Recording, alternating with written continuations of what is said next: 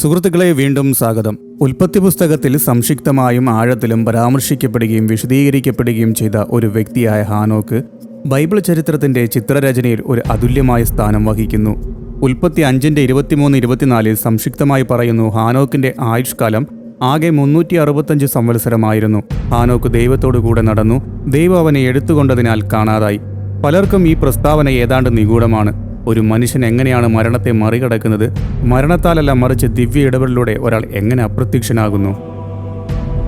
Enoch walked with God, and he was no more, for God took him.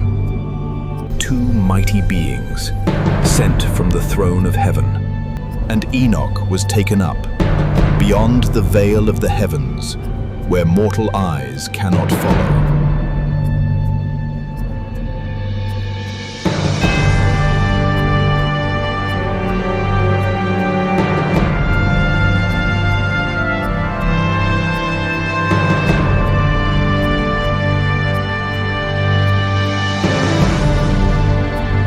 കൂടുതൽ ക്രിസ്തീയ രഹസ്യങ്ങൾക്കും മറഞ്ഞിരിക്കുന്ന സത്യങ്ങൾക്കും channel subscribe ചെയ്യാൻ മറക്കരുത്. കൂടാതെ താഴെ ഒരു അഭിപ്രായം ഇടുക. നിങ്ങൾക്കറിയാവുന്നതോ ദൈവം നിങ്ങൾക്ക് വെളിപ്പെടുത്തിയതോ പങ്കിടുക. നമുക്ക് ഒരുമിച്ച് കണ്ടെത്തലിന്റെ ഈ യാത്രയിലാണ്. നമുക്ക് ഒരു കുടുംബമായി ക്രിസ്തുവിൽ പഠിക്കുകയും വളരുകയും ചെയ്യാം.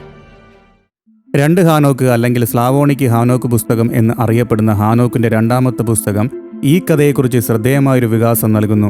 AD 70 ക്ഷേത്രത്തിന്റെ നാശത്തിന് മുമ്പുള്ള യഹൂദ വേരുകളുണ്ടെന്ന് വിശ്വസിക്കപ്പെടുന്ന ഈ പുരാതന ഗ്രന്ഥം അപ്പോക്ലിപ്പ് ഇമേജറി, പ്രപഞ്ചശാസ്ത്ര പഠിപ്പിക്കലുകൾ, ആത്മീയ പ്രബോധനം എന്നിവ സമന്വയിപ്പിക്കുന്നു.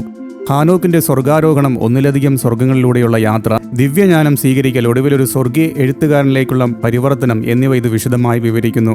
മർത്യരായ മനുഷ്യത്വത്തിനും സ്വർഗീയ ക്രമത്തിനും ഇടയിലുള്ളൊരു പാലം.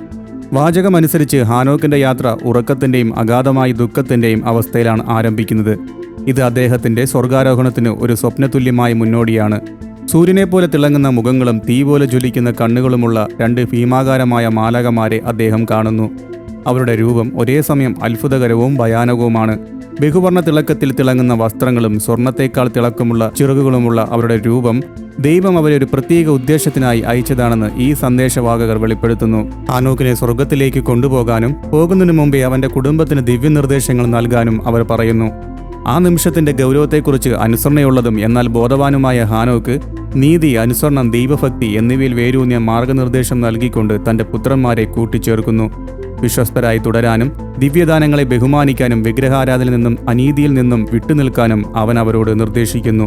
സ്വർഗാരോഹണം വെറുമൊരു വ്യക്തിപരമായ യാത്രയല്ലെന്നും തലമുറകളുടനീളം അലയടിക്കുന്ന ഉത്തരവാദിത്തങ്ങൾ വഹിക്കുന്നുവെന്നും ഈ തയ്യാറെടുപ്പ് ഊന്നിപ്പറയുന്നു. The messengers spoke, "Fear not, Enoch.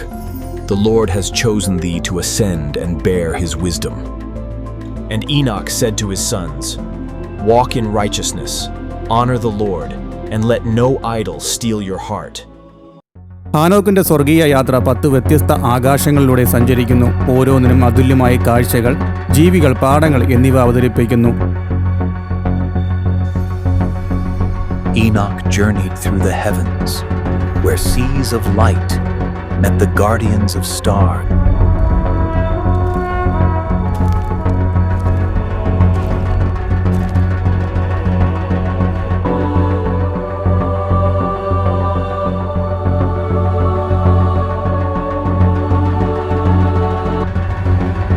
In the fourth heaven, he saw the gates of the sun and moon moving, keepers of days, seasons. There he met the Gregories once more, humbled, repentant, singing praise to the Lord who restores even the fallen. And in the seventh heaven, he beheld the hosts of the Lord at him, armies of flame and song. ഒന്നാം സ്വർഗത്തിൽ നക്ഷത്രങ്ങളെയും സ്വർഗത്തിലെ കലവറകളെയും ഭരിക്കുന്ന വിശാലമായ സമുദ്രങ്ങളെയും മാലാഖ സംരക്ഷകരെയും ഹാനോക്ക് കാണുന്നു. ദിവ്യ സമൃദ്ധിയുടെ പ്രതീകമായ ഈ കലവറകൾ ആവർത്തിച്ചുള്ളൊരു പ്രമേയം വെളിപ്പെടുത്തുന്നു. ആത്മീയവും ഭൗതികമായ അനുഗ്രഹങ്ങൾ, വിശ്വാസം, അനുസരണം, ഔദാര്യം എന്നിവയുമായി പരസ്പരം ബന്ധപ്പെട്ടിരിക്കുന്നു. മറുപടിയായി 2ാം സ്വർഗം ഇരുട്ടിന്റെ ഒരു സ്ഥലമാണ്. വീണുപോയ മാലാഖമാർക്കും ഇരുണ്ട ആത്മാക്കൾക്കും വേണ്ടി നീക്കിവച്ചിരിക്കുന്നു. മത്സരിച്ച് ഭൂമിയിലേക്ക് ഇറങ്ങി വന്ന ഭീമന്മാരെ ജനിപ്പിക്കുകയും മനുഷ്യരാശിയെ ദുഷിപ്പിക്കുകയും ചെയ്ത മാലാഖമാരായ ഗിഗ്രോറിയെ ഹാനോക്ക് കണ്ടുമുട്ടുന്നു. ഈ കൂടിക്കാഴ്ച ദൈവീക ക്രമത്തിന്റെയും മത്സരത്തെയും എടുത്തു കാണിക്കുന്നു. സ്വർഗീയ ശ്രേണികളിൽ ന്യായവിധിയുടെയും തിരുത്തലിന്റെയും സംവിധാനങ്ങളും ഉണ്ടെന്നും കാണിക്കുന്നു. 3ാം സ്വർഗത്തിൽ സമൃദ്ധമായ ഫലങ്ങളുടെയും സുഗന്ധമുള്ള വൃക്ഷങ്ങളുടെയും ഒഴുകുന്ന നദികളുടെയും ഇടമായ ഹാനോക്ക് പർദീസിലേക്ക് പ്രവേശിക്കുന്നു. അതിൻ്റെ മധ്യത്തിൽ ജീവവൃക്ഷം പ്രകാശമാനവും ബഹുമുഖമാണ്. ദിവ്യ ഉപജീവനത്തിൻ്റെയും നിത്യപ്രതിഫലനത്തിൻ്റെയും പ്രതീകമാണ്. നീതിമാന്മാർക്കായി ഈ സ്വർഗം ഒരുക്കപ്പെട്ടിരിക്കുന്നു. നീതി ഉയർത്തിപ്പിടിക്കുന്നവർ, ദരിദ്രർക്ക് ഭക്ഷണം നൽകുന്നവർ, ധാർമ്മിക സമഗ്രതയിൽ ജീവിക്കുന്നവർ, പുണ്യത്തിന് വ്യക്തമായ പ്രതിഫലം ലഭിക്കുന്ന പ്രപഞ്ചനീതിയുടെ ഒരു ദർശനമാണ് ഈ പറുദീസ. തുടർന്നുള്ള ആകാശങ്ങൾ പ്രപഞ്ചക്രമത്തിൻ്റെ സങ്കീർണമായ ഘടനകളെ വെളിപ്പെടുത്തുന്നു. നാലാമത്തെ സ്വർഗത്തിൽ സൂര്യൻ്റെയും ചന്ദ്രൻ്റെയും ചലനങ്ങൾ, ആകാശഗോളങ്ങൾ, കടന്നുപോകുന്ന കവാടങ്ങൾ, ദിവസങ്ങൾ, ഋതുക്കൾ, വർഷങ്ങളെ നിയന്ത്രിക്കുന്ന ചക്രങ്ങൾ എന്നിവ ഹാനോക്ക് നിരീക്ഷിക്കുന്നു. അഞ്ചാമത്തെ സ്വർഗത്തിൽ വീണുപോയ ഗിഗ്രോറി ഉൾപ്പെടുന്നു. ഈ സ്വർഗത്തെക്കുറിച്ച് പറയുകയാണെങ്കിൽ മത്സരികൾക്ക് പോലും വീണ്ടെടുപ്പിനുള്ള സാധ്യത എടുത്തു കാണിക്കുന്ന ഒരു സ്വർഗം കൂടാണ്. ആറാമത്തെ സ്വർഗം പ്രകൃതിദത്തവും പ്രപഞ്ചവുമായ ചക്രങ്ങളെ, മേൽനോട്ടം വഹിക്കുന്ന മാലാക ഗ്രൂപ്പുകളെ അവതരിപ്പിക്കുന്നു. നക്ഷത്രങ്ങൾ, ഋതുക്കൾ, നദികൾ, സമുദ്രങ്ങൾ, സസ്യങ്ങൾ, പ്രപഞ്ച നിയമത്തിന്റെ ധാർമ്മിക ഉത്തരവാദിത്തന്റെയും പരസ്പര ബന്ധിത്വത്തെ ഊന്നിപ്പറയുന്ന ഈ ജീവികൾ മനുഷ്യപ്രവൃത്തികളെ രേഖപ്പെടുത്തുന്നു. ഏഴാമത്തെ സ്വർഗം പ്രധാന ദൂതന്മാരുടെ, കെരൂബുകളുടെയും സറാഫുകളുടെയും സൈന്യങ്ങളെ അവതരിപ്പിക്കുന്നു. അവർ സ്തുതിഗീതങ്ങൾ ആലാപിക്കുകയും സൂക്ഷ്മമായ ഭക്തിയോടെ ദിവ്യകൽപ്പനകൾ നിറവേറ്റുകയും ചെയ്യുന്നു. പത്താം സ്വർഗത്തിൽ ഹാനോക്കിന്റെ യാത്ര അതിന്റെ അവസാനത്തിലെത്തുന്നു. അവിടെ ഹാനോക്ക് കർത്താവിന്റെ മുഖം കാണുന്നു. ഹാനോക്കിന്റെ വിവരണങ്ങൾ വിസ്മയവും ഭീതിയും ഉണർത്തുന്നു. ഉരുകിയ ലോഹം പോലുള്ള രൂപം, തിളക്കമുള്ളതും പൂർണ്ണമായി മനസ്സിലാക്കാൻ കഴിയാത്തതുമാണ്. ഈ കൂടിക്കാഴ്ചയിൽ ഹാനോക്ക് രൂപാന്തരപ്പെടുന്നു. പ്രധാന ദൂതന്മാർ അവനെ അഭിഷേകം ചെയ്യുകയും ദിവ്യവസ്ത്രം ധരിക്കുകയും സ്വർഗീയ അറിവിന്റെ ജ്ഞാനത്തിന്റെയും ഒരു രേഖയായി, ഒരു എഴുത്തുകാരനായി നിയമിക്കുകയും ചെയ്യുന്നു.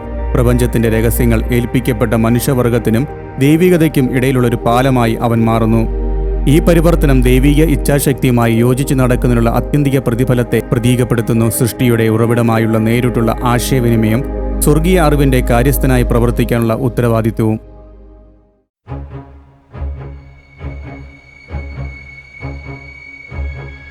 ഹാനോക്കിന്റെ സ്വർഗാരോഹണം ഒരു നിഗൂഢ സാഹസികതയേക്കാൾ കൂടുതലാണ്. അത് ആത്മീയ ശിക്ഷണം, പ്രപഞ്ചക്രമം, ദിവ്യനിയമം എന്നിവയെക്കുറിച്ചുള്ളൊരു പഠനവുമാണ്. അനുസരണത്തിൻ്റെയും മത്സരത്തിൻ്റെയും അനന്തരഫലങ്ങളെ ചിത്രീകരിക്കുന്ന ധാർമ്മിക പ്രപഞ്ച ആത്മീയ യാഥാർത്ഥ്യങ്ങളുടെ പാളികളെ ഓരോ സ്വർഗവും പ്രതിനിധീകരിക്കുന്നു. വലിയ ശക്തിയുള്ള ജീവികൾ പോലും നിയമത്താൽ ബന്ധിതരാണെന്ന് വീണുപോയ മാലാകമാർ തെളിയിക്കുന്നു. അതേസമയം നീതിമാന്മാർക്ക് അറിവ്, ഉൾക്കാഴ്ച, ദൈവവുമായുള്ള നിത്യകൂട്ടായ്മ എന്നിവയുടെ പ്രതിഫലവും ലഭിക്കുന്നു. ദൈവശാസ്ത്രത്തിനും പ്രപഞ്ചശാസ്ത്രത്തിനും ഇടയിലുള്ളൊരു പാലമായി ഈ വിവരണം പ്രവർത്തിക്കുന്നു. സൗരചന്ദ്ര ചക്രങ്ങൾ, കവാടങ്ങൾ, ആകാശ മെക്കാനിക്സ് എന്നിവയെക്കുറിച്ചുള്ള ഹാനോക്കിന്റെ നിരീക്ഷണങ്ങൾ സൂചിപ്പിക്കുന്നത് പുരാതന ജൂത നിഗൂഢ ആത്മീയമായി സമ്പന്നമായിരുന്നു എന്ന് മാത്രമല്ല, പ്രപഞ്ചത്തിന്റെ സ്വാഭാവികവും ജ്യോതിശാസ്ത്രപരമായ ക്രമത്തിൽ ശ്രദ്ധാലുവുമായിരുന്നു എന്നാണ്. ഈ അർത്ഥത്തിൽ രണ്ട് ഹാനോക്ക് ധാർമ്മികവും ആത്മീയവും പ്രപഞ്ചവുമായ സത്യങ്ങൾ പരസ്പര ബന്ധപ്പെട്ടിരിക്കുന്ന ഒരു സമഗ്രമായ ദർശനം അവതരിപ്പിക്കുന്നു.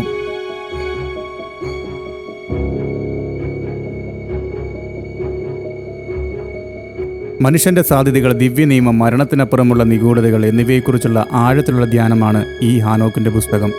അറിവും ദൈവിക സാമീപ്യവും കൊണ്ട് വരുന്ന ഉത്തരവാദിത്തങ്ങൾ എടുത്തു കാണിക്കുന്നതിനിടയിൽ ഭൗമിക പരിമിതികളെ മറികടക്കാനുള്ള സാധ്യതയെ ഹാനോക്കിന്റെ സ്വർഗാരോഹണം പ്രതിനിധീകരിക്കുന്നു. ഒരു സ്വർഗീയ എഴുത്തുകാരനാകുന്നതിൽ ജ്ഞാനവും സേവനവും വേർതിരിക്കാനാവാത്തതാണെന്നുള്ള തത്വം ഹാനോക്ക് ഉൾക്കൊള്ളുന്നു. മനസ്സിലാകാതെ ഒരാൾക്ക് ഉയരാനോ രൂപാന്തരപ്പെടാതെ മനസ്സിലാക്കാനോ കഴിയില്ല എന്നതാണ് സത്യം. അത്യന്തികമായ യാഥാർത്ഥ്യത്തിന്റെ അദൃശ്യമായ ഘടനകൾ, സമയത്തെയും ധാർമ്മികതയും നിയന്ത്രിക്കുന്ന ശക്തികൾ, അനുസരണം, സമഗ്രത, ഭക്തി എന്നിവ തിരഞ്ഞെടുക്കുന്നവർക്ക് ലഭ്യമായ വഴികൾ എന്നിവയെക്കുറിച്ചുള്ള ചിന്തിക്കാൻ ഹാനോക്കിന്റെ യാത്ര വായനക്കാരെ ക്ഷണിക്കുന്നു. പ്രപഞ്ചം വിശാലവും ക്രമീകൃതവും പലപ്പോഴും മനസ്സിലാക്കാൻ കഴിയാത്തതാണെന്നും എന്നാൽ ദൈവത്തോടൊപ്പം വിശ്വസ്തയോടെ നടക്കാൻ തയ്യാറുള്ളവർക്ക് അത് പ്രാപിക്കാമെന്നും ഇത് നമ്മെ ഓർമ്മിപ്പിക്കുന്നു. വീഡിയോ ഇഷ്ടപ്പെട്ടാൽ സപ്പോർട്ട് ചെയ്യുക, ഉണർന്നിരിക്കുക, ബോധവാന്മാരായിരിക്കുക, ഉറച്ചു നിൽക്കുക. ദൈവം നിങ്ങളെ അനുഗ്രഹിക്കട്ടെ.